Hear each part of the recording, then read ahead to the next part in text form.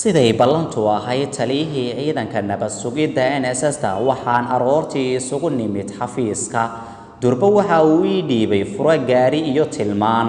waxaan u dhaqaaqay dhankii gaariga sidoo amarku ahaana waxa aan ku rogay furaha daqiiqado kadib waxa dhanka bidix iga soo galay taliyihii oo carawijigiisu dabooshay wuxuu yiri inoo dhaqaaji dhanka xafiiska sare ee banduulaha warsan iyo gudoon ayaan ugu jawaabay ayada oo aad moodo inay colaad naga dhaxaloosan tahay ayaa fariinka ku qabtay iridda madaxtooyada salaan sharafeedka ciidanka marka aan ka gudoonay ilaaladii filada ayaa nasiisay tilmaan ah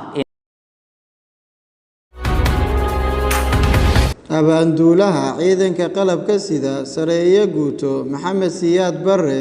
oo uu xafiiska ku weheliyo ka sareeyaha darajada ciidanka sareeyo guud Maxamed Cali Samatar ayaan ku hor aqriyay warbixintii aan sida xirfadaysan u soo aruuriyay waxa maalintaasi go'aan lagu qaatay in la dilo laba sargaal oo ay laantu hubisay in ay laba wajiiliyaal yihiin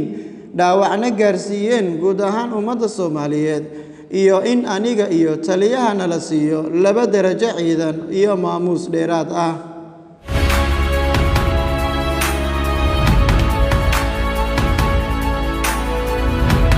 waxaana kamid ahaa in laga taqalluso siday doontaba ha ahaatee in laga ilaaliyo in xil qaran leeyahay qabtaan ama bulshada dhexdeeda ay ku yeeshaan wax maamuus ah raggan soo socda sareeyo guuto Cumar Xaaji Masalle gaashaanla sare Xasan Maxamed Nuur oo loo garan og yahay shaati gaduud Xasan Abshir Muuse duqii hore ee Xamar gaashaanla sare Axmed Cumar Jees iyo sargaal ku jiray liiska NSS-ta oo magaciisu ahaa Daahir Dheere aan se garanayn wax loogu daro magaciisa ama wax darajo ciidan ah uu wehliyo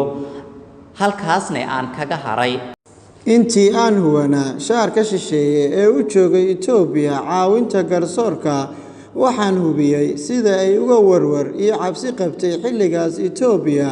dhowr nin oo badankood aakhiro u rawaxay maalintaasna in ay isfahmaan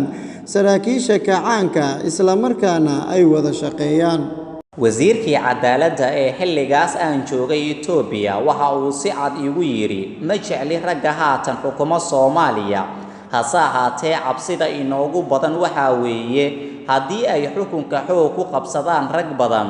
oo ka sii xag jirsan Siyaad Barre waxa aynu halkaan inoogu eg qaybta labaad ee silsiladii sirdoonkii NSS ee Soomaaliya